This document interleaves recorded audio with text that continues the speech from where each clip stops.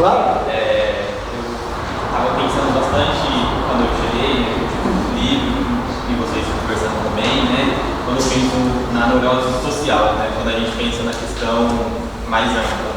Eu acho que eu sou psicólogo e a gente da psicologia, a gente está sempre tentando cada vez mais tentar lidar com uma sociedade onde tudo vira uma psicopatologia, sabe? Onde tudo vira um transtorno, onde tudo vira um DSM, né? E vocês comentando assim, eu fui pensando nesse caminho, né? E dando uma resposta, né? Mas que a gente tem que às vezes chegar nesse caminho de entender que algumas questões elas vão ultrapassar o pessoal, sabe?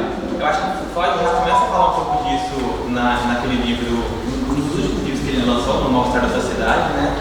Que ele já começa até a rever algumas coisas que ele já tinha escrito, né? Ele começa a ser um pouco mais crítico em relação a algumas questões. E eu fui pensando na sociedade de hoje, o capitalismo, o neoliberalismo, com esse excesso de telas, com essa nova sociedade que a gente vive hoje, como é importante algumas questões elas ultrapassarem o nosso individual, sabe? A gente tem um olhar também muito interseccional para cada indivíduo, para cada pessoa, mas entender que as coisas são sociais também e políticas, sabe? Então, quando a gente pensa, eu estou muito animado para poder ler o livro, para poder chegar nesse caminho, olhar para o espelho, né?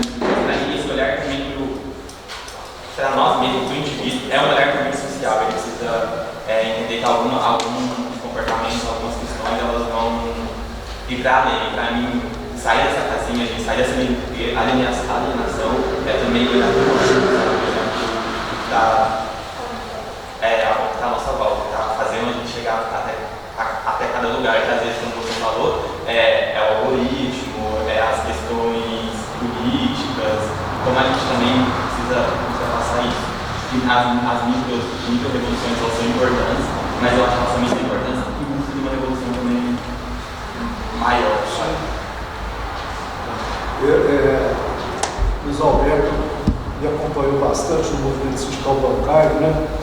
E teve uma vez que nós fomos fazer uma convenção de bancários em Salvador, e ali estava um imenso da categoria bancária, e nós convidamos para auxiliar a nossa atividade um dramaturgo que escreveu um livro buscando o encontro paradigma do Paulo Freire, né? Paulo Freire tem aquela famosa obra do lá.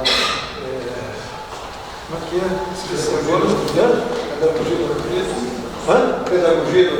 Pedagogia do oprimido, né? E esse companheiro, esse dramaturgo, ele tem lá o teatro do oprimido. Como é que é o nome do Augusto Boal, né?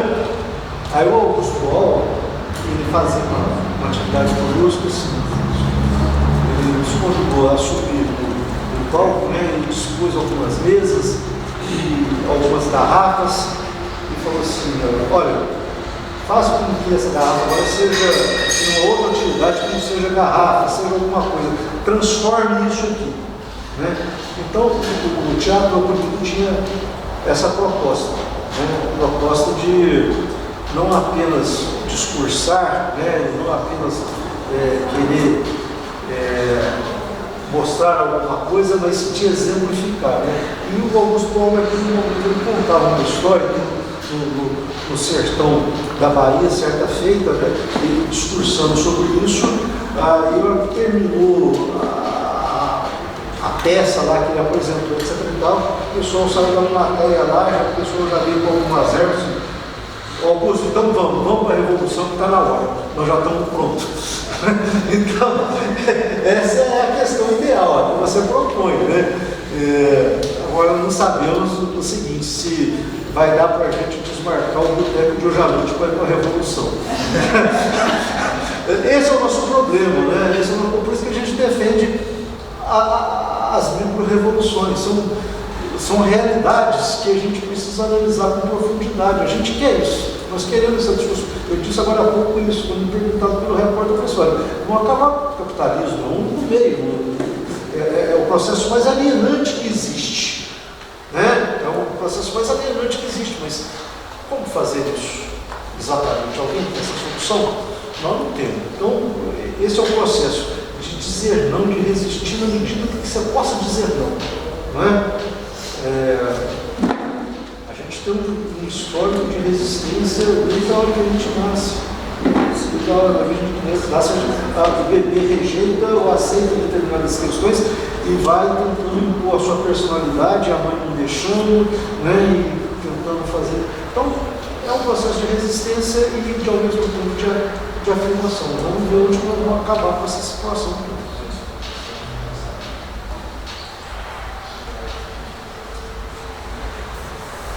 Gente, podemos encerrar? Eu creio que não vai ser possível a gente esgotar todas as nossas ansiedades em questão, né? Então, a gente fica com aquela proposta de perguntar sempre, de questionar sempre e criar sempre. O nosso desafio é esse, é a criação, né?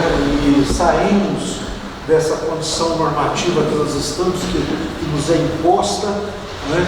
E que a gente possa conseguir superar isso, se não coletivamente, pelo menos individualmente, na nossa trajetória humana.